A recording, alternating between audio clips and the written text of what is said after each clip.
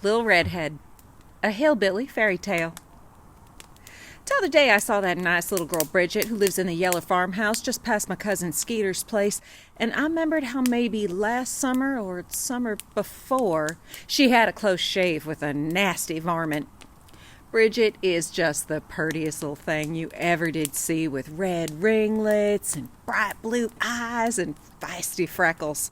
Her mama and pap just love her to bits, and her mama and papa spoil her rotten. Her softball team's color's red, so her mama got her a whole mess of red hats. A beanie, a baseball cap, a visor, a trucker hat, a cowgirl hat, and even a tiara for when she was feeling fancy. Bridget never went nowhere without one of them hats, so pretty soon everybody in town started calling her Lil Redhead. After all, even when she don't have one of her hats on, her head is still red. Anyhow, of a morning, her mama hollered, "Lil Redhead, get yourself on into the kitchen." And after her mama called for her 3 or 4 times, she finally come. "Now, darling," said her mama, "here's a cooler with some pecan pie and a jug of sweet tea.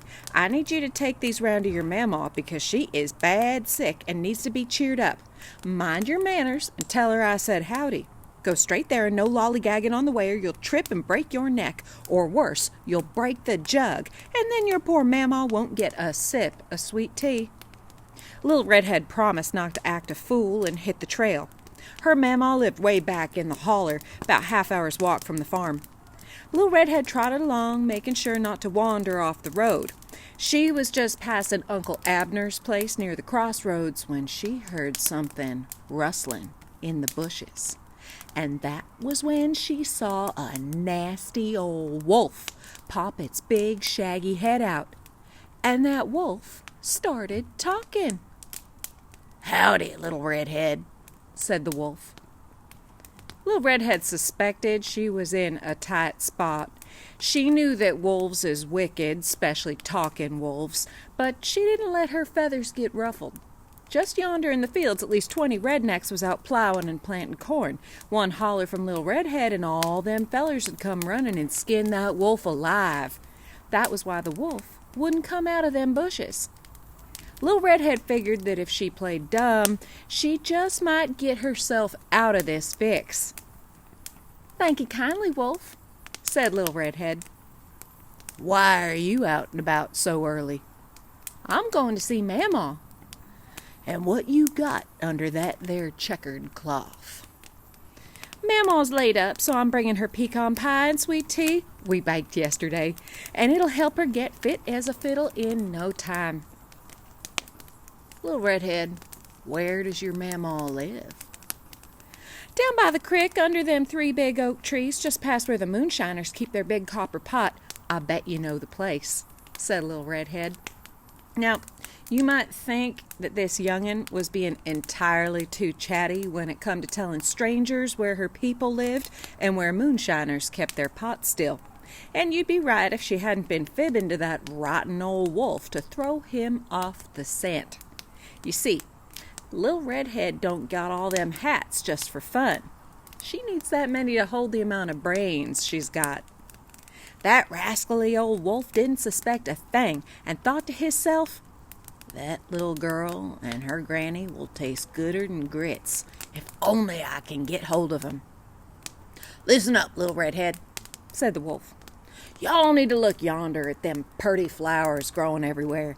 Y'all need to listen to the warblers singing in the trees. You are clumping along as miserably as if you were on your way to school instead of having a nice stroll through these mighty fine woods." Little Redhead had a look round and sighed. "Bless my soul, how fine the sunshine looks all a-breaking through the trees. And would you just look at all the purty little flowers growing round? Golly, if I pick a bunch for Mamaw, she'll be tickled pink." "Darn tootin'," said the wolf. "That's enough jabberjawing with me. Let you get to it." And that low-down varmint of a wolf scampered off toward the crick. And as soon as he was gone, right quick Little Redhead run off through a cut-through straight up the holler to Mamaw's house. Her heart was thumping, and she was all out of breath because she knew that she was in a big ol' mess. She run past old Tire Swing, past the broken down truck, and right up the porch steps and knocked on the screen door. "Who's there?" Mamaw called out from the kitchen. "It's me, Little Redhead," Little Redhead called out with her voice all shook. "I brung you pecan pie and sweet tea." Mamaw's hearing ain't been what it used to be for a while now, so even if it had been the wolf himself, she would have let him in. She hollered back, "The door ain't locked. Come on in and set a spell."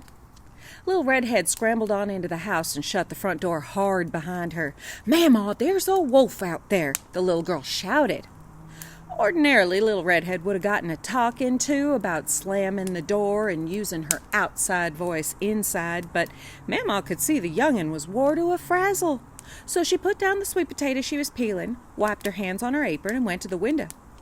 Out along the tree line she saw that wolf, who had figured out right quick that he'd been tricked and sniffed out Little Redhead's trail until he found where she'd run off to. He was slinking around in the azaleas, thinking on his next move. "Little Redhead," Mamaw said, without taking her eyes off that rotten old wolf, "go and fetch Papaw, tell him to open the safe and get me my favorite Springfield rifle and a box of them 30-06 cartridges." "Yes, ma'am," said Little Redhead. "Oh, and Pumpkin."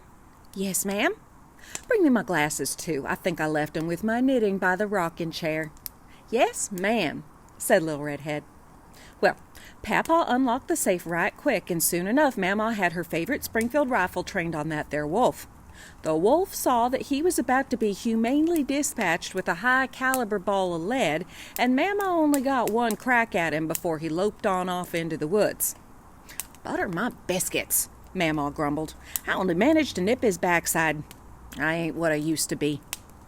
"You're still the crack shot that won a blue ribbon and my heart at the county fair," Papaw said. "Hank McCormick, you are smoother than pumpkin pie," Mamaw said, grinning in spite of herself. "Now load me up the double barrel with buckshot." Papaw got to work checking each item in the arsenal, and Little Redhead watched with great interest. "Which one do I get?" she asked. "This is a proper fight, so us grown folks will handle it," said Papaw. Little Redhead scowled and folded her arms. "Y'all never let me have any fun," she muttered.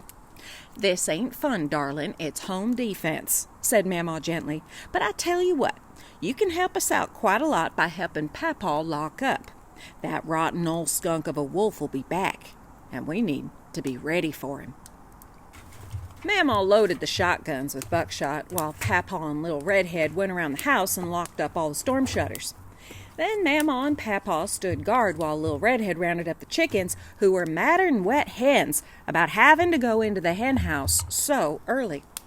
The old cow, the pigs, and the horses went into the barn a bit more willingly, because Papaw tempted them with some sweet hay and oats.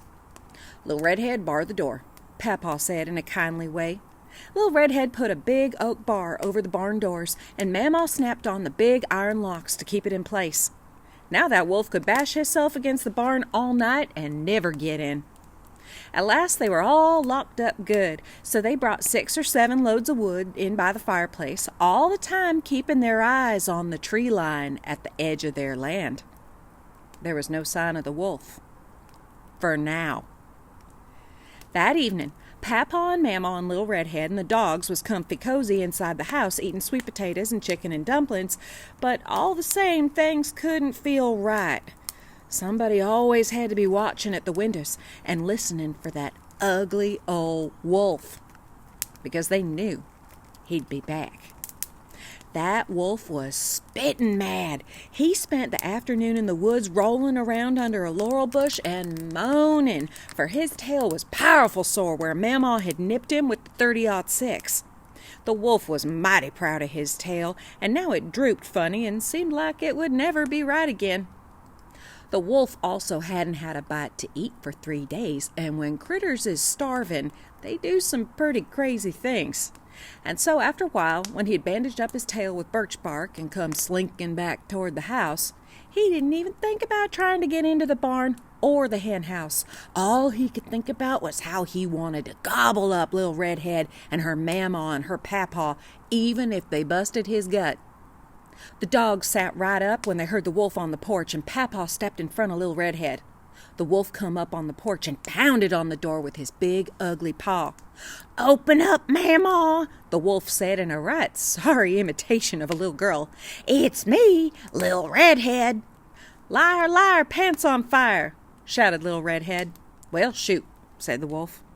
"It's private property. State your business or be gone," hollered Papaw through the door. "I'm here for that young'un," the wolf growled, "and the rest of you if you stand in my way." "Oh, you don't want Lil Redhead," Papaw chuckled. "She would taste powerful rotten, as I don't think she's had a bath for at least a month." "2 months," shouted Lil Redhead. "You ought to be ashamed of yourself, tromping up to decent folks' houses and having a hissy fit on the porch," Mamaw scolded. "Now go on and get. This is your last warning." They heard the wolf roar a mighty roar. Then there was a fearsome scratching sound and a thump from up above. "That wolf is on the roof," Lil Redhead whispered. "I know it," Mamaw said. Lil Redhead, threw a few more logs on the fire. Mamaw had saved all the drippings and bones from the chicken. She put them into her great big cooking pot with a few buckets of water, then set that pot to boil in the fireplace. "You gon' drive that wolf crazy with the smell going up the chimbley," Papaw said.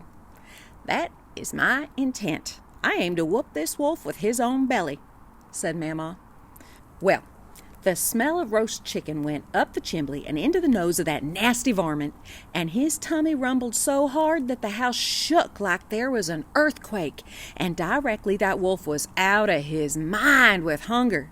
He leaped up onto the chimbley and started to climb down. At first, Lil Redhead was scared to bits, but as her Papaw promised, the grown folks knew a thing or two about home defense. Mamaw and Papaw sneaked up to the fireplace. Papaw had his hatchet ready, and Mamaw pointed her double barrel up the chimbley. That wolf scrambled and scratched as he come down, but Mamaw waited and waited, and just as the wolf was about to get in the room, she fired.